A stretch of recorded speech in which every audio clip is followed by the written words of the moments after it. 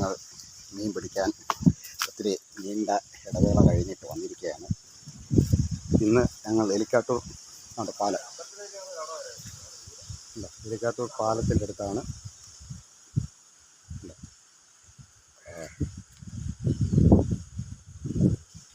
നമ്മുടെ കൂട്ടാളികളൊക്കെ ഉണ്ട്, പഴയ കൂട്ടാളികളെന്നാണ്. നല്ല കില്ലാടി രാമൻ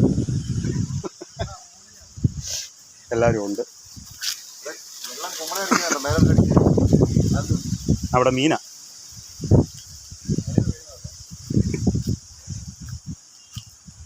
അടിപൊളി അടിപൊളി.